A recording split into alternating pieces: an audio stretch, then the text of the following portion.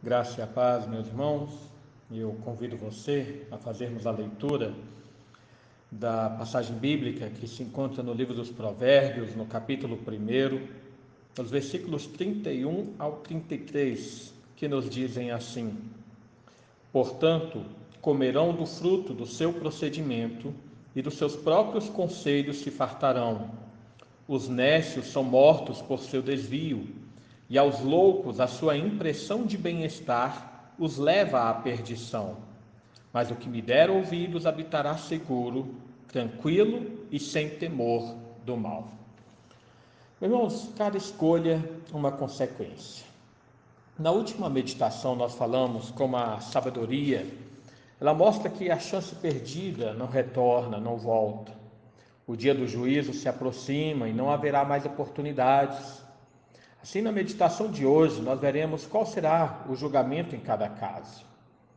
Há um certo pensamento em determinadas pessoas, ou até mesmo religiões e denominações, que no fim de todas as coisas, no dia do julgamento final, no dia da volta do Senhor Jesus, todas as pessoas serão salvas. É o que nós chamamos de universalismo. Não importa quantos pecados e os tipos de pecado a pessoa cometeu, não importa se essa pessoa creu ou não no Evangelho da graça de Deus, não importa se essa pessoa acreditava ou não na existência de um Deus, nesse pensamento universalista, todos, ao fim, serão salvos. No banquete eterno para essas pessoas, tanto Hitler quanto Nero e todos os homens perversos da nossa história estarão juntos e lado a lado aqueles que sempre serviram a Deus e aos santos. Esse pensamento ele decorre de um falso entendimento das Escrituras e de uma interpretação errada da mensagem bíblica. Pois o que de fato a palavra de Deus enfatiza desde o início, percorrendo tanto o Antigo Testamento como o Novo Testamento, é que cada pessoa será julgada segundo as suas obras. Vejo que em nosso texto é justamente essa mensagem de advertência da sabedoria. Eles comerão do fruto do seu procedimento, dos seus próprios conselhos, se fartarão. Os ímpios que ignoraram seu conselho e desprezaram a sua repreensão, como havia meditado no versículo 30, haverão de provar as suas escolhas, haverão de suportar a consequência das suas decisões. Como disse Lutero aqui, aqueles que negam e rejeitam a Deus para poderem continuar no pecado, têm tramado a sua própria destruição. Em outras palavras, é a lei da semeadura. Cada um haverá de colher aquilo que está plantando. Quem semeia distanciamento do Senhor, colherá o completo abandono eterno. Como disse o profeta Isaías, dizei aos justos que bem lhes irá, porque comerão do fruto das suas ações. Ai do perverso, mal lhe irá, porque a sua paga será o que as suas próprias mãos fizeram.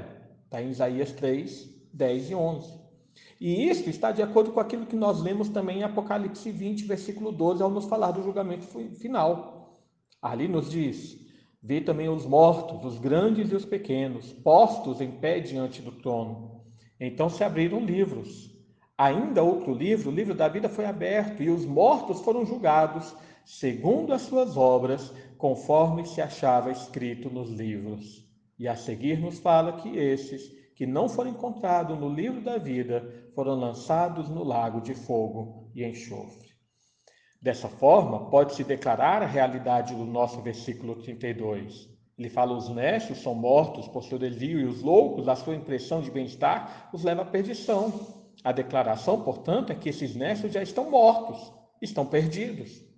Mas percebam que aqui há um detalhe que chama a atenção. Nos fala que esses loucos, a impressão de bem-estar, os leva à perdição. O que Salomão quer demonstrar aqui é a vida enganosa que essas pessoas gozam. O que lhes faz permanecer no pecado é não perceberem o fim, o destino que elas terão de sofrer, é ignorar o julgamento futuro. Por usufruírem das fraudulentas delícias do pecado desse mundo, são como cegados acerca da ruína eterna que terão de passar. Eles são como viciados que, enganados pelo prazer das drogas, muitas vezes não percebem que estão caminhando para a completa destruição de suas vidas, que finalizará na sua morte. Por outro lado, o versículo 33 nos mostra o destino daqueles que dão ouvido à sabedoria. Esse versículo nos diz: mas o que me der ouvidos habitará seguro, tranquilo e sem temor do mal. E como temos dito, a pessoa da sabedoria aqui em Provérbios nos aponta para o Senhor Jesus Cristo, por causa das suas características que são apontadas principalmente no capítulo 8, e como Paulo também declara em 1 Coríntios capítulo 1, versículo 30. Ou seja, aqueles que ouvem as palavras de Cristo, a sabedoria de Deus, estes habitarão seguros.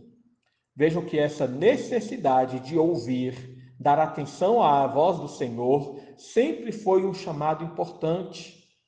No Antigo Testamento é falado por várias vezes, como por exemplo, Isaías 55, versículo 3: inclinai os ouvidos e vinde a mim, ouvi, e a vossa alma viverá.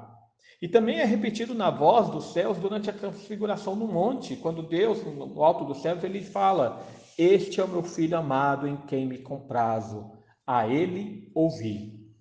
Por fim, o próprio Jesus, ele demonstra quem é aquele que ouve a sua voz ao dizer em João 10, 27, as minhas ovelhas ouvem a minha voz, eu as conheço, elas me seguem. E para esses a promessa é de uma habitação segura, tranquila e sem medo acerca do mal. Isso não nos faz lembrar também a promessa feita em João 14, 1 e 2, quando Jesus fala, não se turbe o vosso coração, credes em Deus, crede também em mim. Na casa do meu pai há muitas moradas, se assim fora, eu vou-lo teria dito, pois vou preparar-vos lugar. E veja que nos faz lembrar muito também dos pastos verdejantes, das águas de descanso que nos fala o Salmo 23. Enfim, cada decisão possui a sua consequência. Cada um será julgado segundo a sua escolha, segundo a sua resposta à voz de Cristo. Aqui vale encerrar com a advertência do autor de Hebreus. Hoje, se ouvirdes a sua voz, não endureçais o vosso coração, como foi na provocação. Que Deus nos abençoe. Oremos. Pai amado, mais uma vez nos colocamos diante de Ti. Agradecemos por Tua obra, Senhor, em nossa vida, por ter aberto os nossos ouvidos, a fim de que atendêssemos à Tua voz, ouvíssemos o Teu chamado, e que respondêssemos, Senhor, positivamente ao Teu chamado, Pai. Pai, nós pedimos em nome de Jesus, por aqueles que ainda estão como que cegos ao Teu Evangelho, aqueles que estão surdos à Tua voz, que pela Tua misericórdia, Senhor, Tu venha lhes abrir os ouvidos, que pela Tua misericórdia Tu venha tocar em cada coração, a fim de que vejam o futuro das Tuas obras iníquas e Tuas obras más, a fim de que vejam de que o salário do pecado é a morte, é a fim de que vejam que o dom gratuito da graça em Jesus Cristo é a vida eterna. Pedimos ao Pai para que Tu venha abençoar a nossa vida e venha abençoar-nos em nome do Teu Filho Jesus. Amém.